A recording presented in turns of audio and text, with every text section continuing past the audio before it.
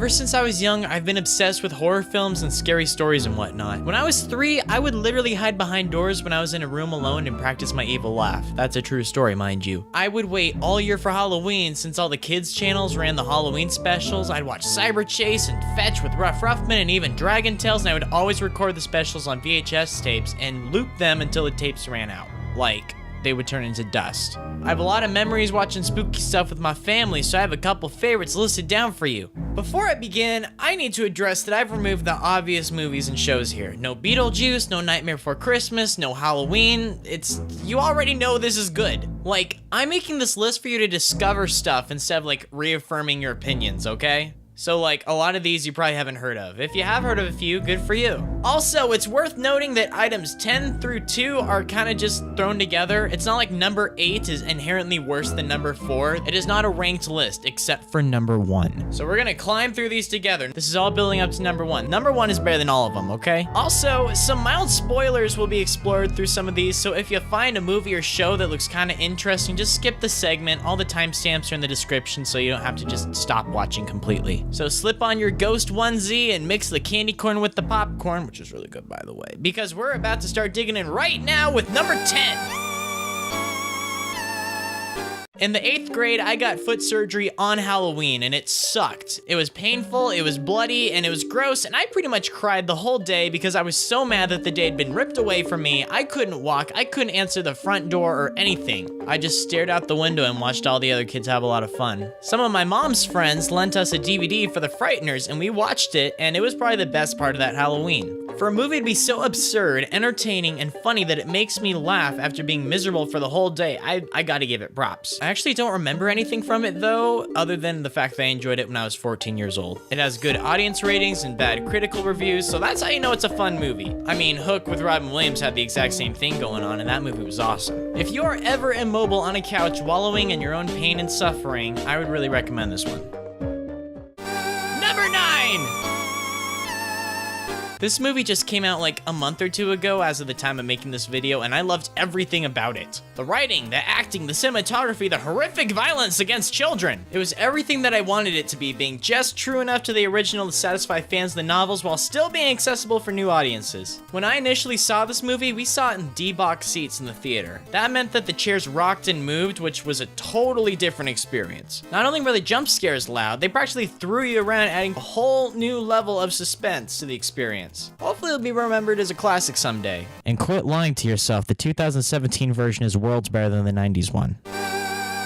Number 8! Here's a word you don't hear very often, aesthetic. You probably hear that every day if you're an emo kid. This episode looks like Halloween. The sky and the horizon, they're dark, they're pumpkins, they're ghosts, this looks so good. SpongeBob is getting spooked nonstop by his friends, from Squidward to Krabs pranking him to Miss Puff spooking him to even Patrick freaking him out by accident. He and Patrick come up with some pretty elaborate prank to pull on the Krusty Krab and scare everyone half to death, until Patrick loses control of SpongeBob and exposes his identity. Everybody starts laughing until the real Flying Dutchman appears and expresses how disgusted he is that everyone is exploiting his likeness for cheap Halloween gags and smearing his reputation among other sea creatures. This is oddly relevant right now, whoa. As punishment, the Dutchman threatens to take everyone's souls and then he takes away SpongeBob's costume and then he panics at the sight of SpongeBob's brain. See, he had this weird idea to cut off the sides of his head to make his head more round since, ghost heads are round, and that kind of freaks everyone out in the room. So why should you watch this despite the fact that I just told you the entire episode? Simple. The artwork is outstanding. I love how much this looks and I love how it plays out. It's simple, it's fun, it's ironic, and it's spooky, and it's everything that I want from a Halloween special. It's radical.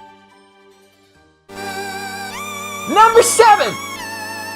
This movie is so awesome! How come nobody talks about it anymore? My dad took me to see this when I was 7 years old in the theaters and it scared me half to death. It was so much more loud and dark and scary than I was anticipating, and I loved every single second of it. This movie is so much better than it has any right to be. Not only is it smart, witty, scary, but it also has a lot more heart and soul than a lot of animated movies, period. It's mature and it takes its subject matter oddly seriously. I mean, you know, an evil house that eats people. Since they take it seriously, you start to take it seriously too. They put the house to sleep with a masked vacuum cleaner full of sleep medicine! This is a real and crucial plot point in the actual film! And if you were to concentrate everything that makes Halloween awesome, it would probably look a lot like this movie. There's adventures, there's scares, there's friends, and crawling around the neighborhood late at night. I love that. I love this film. Please rent it.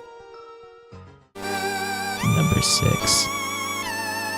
What? Why is Diary of a Wimpy Kid on this list? It's not scary one bit. Yeah, no duh. It's just about a suburban kid trying to navigate the 6th grade, and it's wonderful. One of my favorite family movies by a long shot. This movie's on the list because the Halloween segment in it is incredible. I adore it. Frank hides on the roof and throws a garbage can full of water on the trick-or-treaters. Rowley's mom made him a costume. Roderick scares Greg with an urban legend about Devil Worshipper Woods. Oh, it's so funny. It is suburban goodness, which is going to be a recurring theme in this list, by the way, because I love those vibes, because that's what I grew up with. All of my Halloween memories are about exploring neighborhoods and pranks and shenanigans and stories about the local culture. This segment of the movie captures it perfectly. I love it. I love this movie. I love this book. Do yourself a favor and check it out.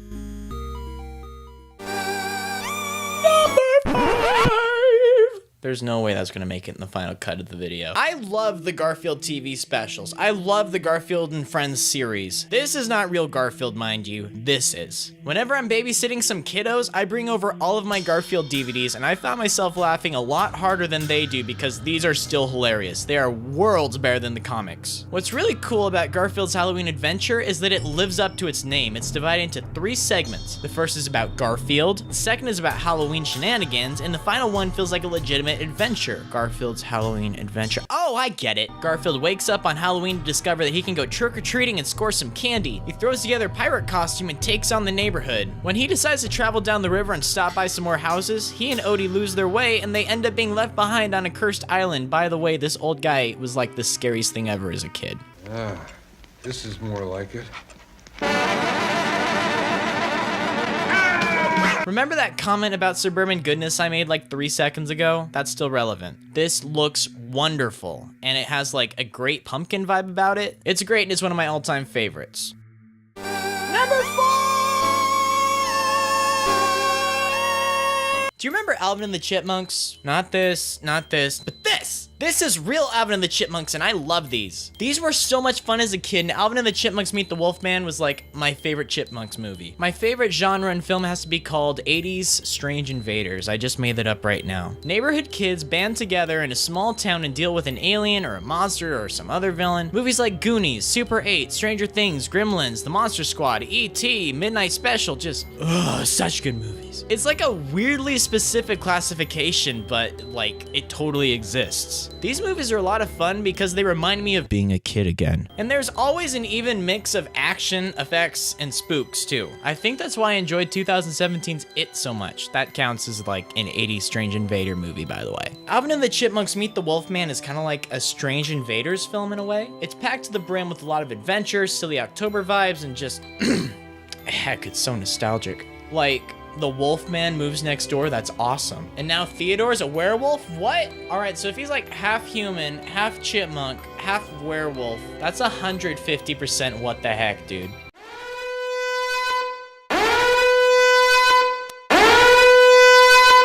Number 3. I can't sing. Alright, we're not clowning around with any more kid stuff. These movies are so over the top and ridiculous that it's a marvel. This is my boomstick. You can find this in the sporting goods department.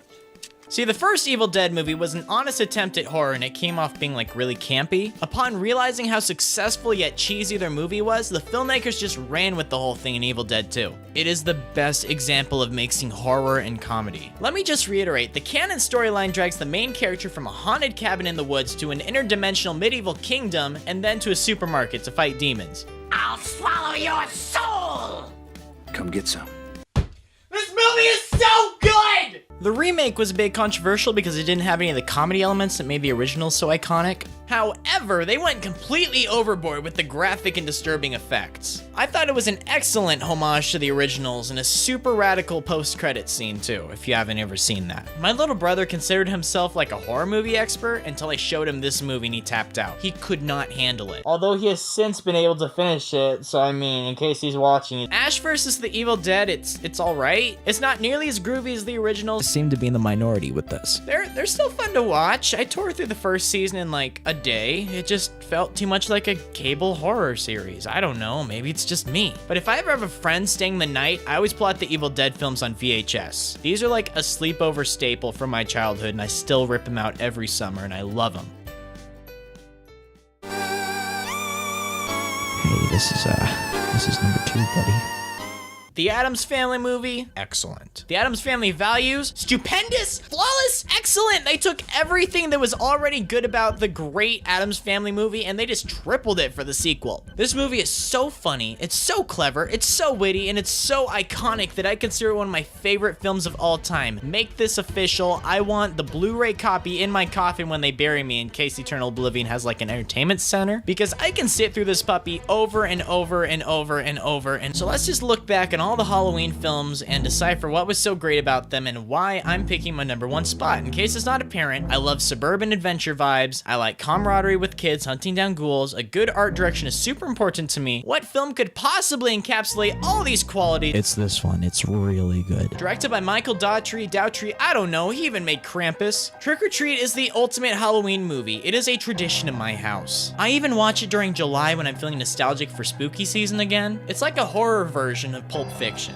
It has intertwining narratives and they influence one another. There are a ton of horror tropes that are explored in this movie and it's hilarious. Slasher, strange invaders, home invasion. Did I mention that I adore Trick or Treat? This movie is so clever, it's so ironic, while simultaneously having some pretty shocking and horrific imagery, particularly directed towards children. Like, a lot of kids die horribly in this movie. And oh my god, look at that art direction! This dude gets Halloween. This is what it looks like. This is what it feels like. Everything is so spot on, and it's a perfect mix of lighthearted with evil. This movie has achieved cult status, and for a good reason. I love the lore, I love the characters, it is bragging for a massive fan base because it totally deserves it. Plus, the director himself is working on a sequel. Get on top of it, dude, I want more of this! Please watch this movie, do yourself a favor, have a party, buy some candy, watch this with your friends, maybe send me a picture of it on Twitter. Oh snap, transition to all the YouTubey stuff. On top of sending me a picture of your sick party on Twitter, maybe you should follow me there too. And you should probably subscribe on here, yo. I'm doing a lot of spooky, scary Halloween content all month. There may or may not be a super radical collaboration with the King and Queen of Losers coming up, so you should definitely get familiar with them before, you know, I drop the sick video this month. Wow, that was actually pretty brief. Thank you so much. Remain savory, cuties. I'll see you next week.